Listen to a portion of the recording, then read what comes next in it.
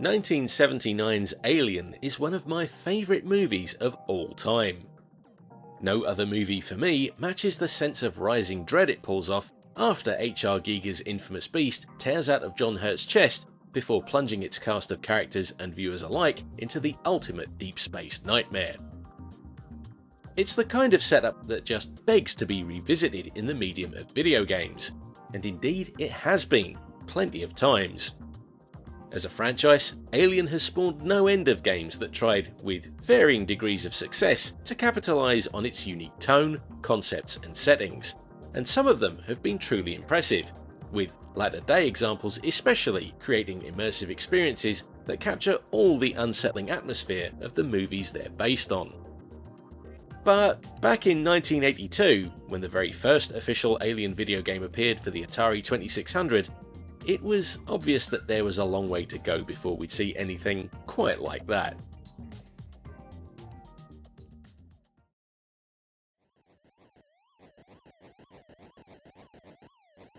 Let's be honest about this.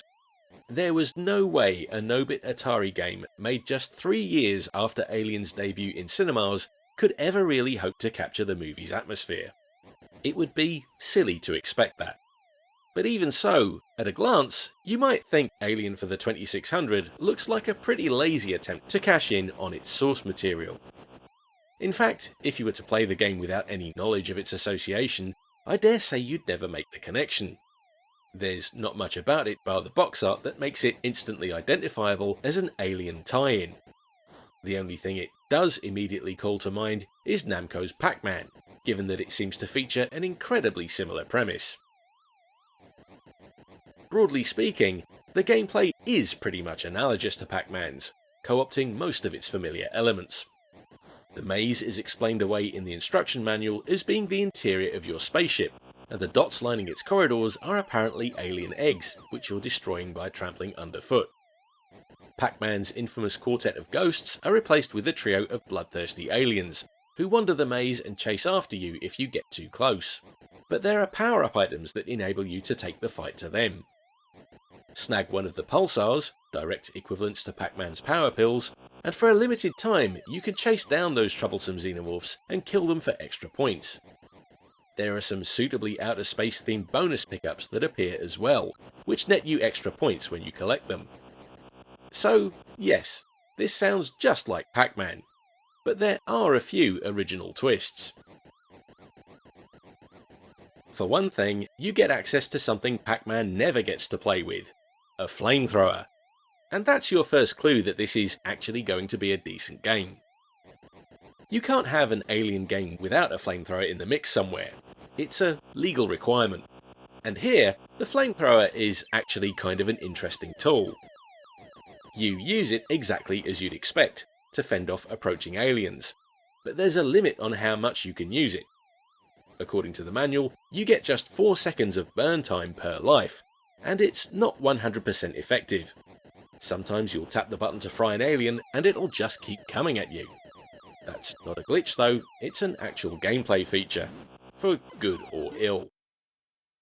You're actually better off leaning on the pulsars if you want to aggressively go after aliens, but the flamethrower still comes in handy if you want to do that. Tapping the fire button just before walking over a pulsar lets you pass through it without collecting it, which means you can strategize here in a way that you can't in Pac-Man. Besides that, Alien has another feature all its own. After you clear a maze, you're taken to a bonus round, where the aim is simply to travel from the bottom of the screen to the top to snag a bonus item, avoiding a procession of angry xenomorphs along the way. There's a strict time limit to these stages, and all that's really on offer for completing them is a points bonus, but they're a neat addition, and they do help to stave off the feeling of repetition as you play. These unique features add a fair bit of interest to Alien, but they'd mean nothing if the game itself wasn't fun to play. And the big surprise for me with this one is that, actually, it really is. We're not in the same kind of compulsive play territory here as we might be with Atari classics like, say, Gravitar or Polaris. But since I first played it, this has become one of those games for the 2600 I find myself returning to every now and then for a quick session, long after I've played and forgotten about others. It just plays really well. The action is fast and snappy, the controls are nice and responsive, and it's quite challenging. As you'd expect of an Atari 2600 game, difficulty can be tweaked a fair bit to tailor your play experience. There are 4 selectable settings which affect variables such as how many lives you start with, when extra lives are awarded, how the aliens move, and how the game dishes out bonus items.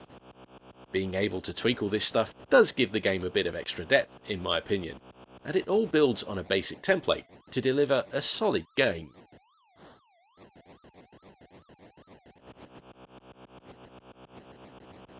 By all rights, Alien on the Atari 2600 is the kind of thing that shouldn't really work, but amazingly, it does. Sure, it's easy to scoff at the notion of one of the scariest science fiction horror movies ever made having its name put to a Pac-Man clone. But then, if you're going to build a licensed game around a well-known template, you might as well go for one that works. And unique features like the flamethrower and bonus stages may not seem like huge additions, but they contribute enough to Alien to make it feel like its own thing. The biggest thing it's got going for it, though, is simply that it's a really fun, engrossing game of its type. I actually like it quite a bit, and I certainly like it more than the 2600's dreadful official version of Pac-Man. Compared to that, it's much more playable and interesting. And even though it's neither especially memorable or a particularly imaginative use of the license, for what it is, I think it's a really good effort. I guess you could say, I admire its purity.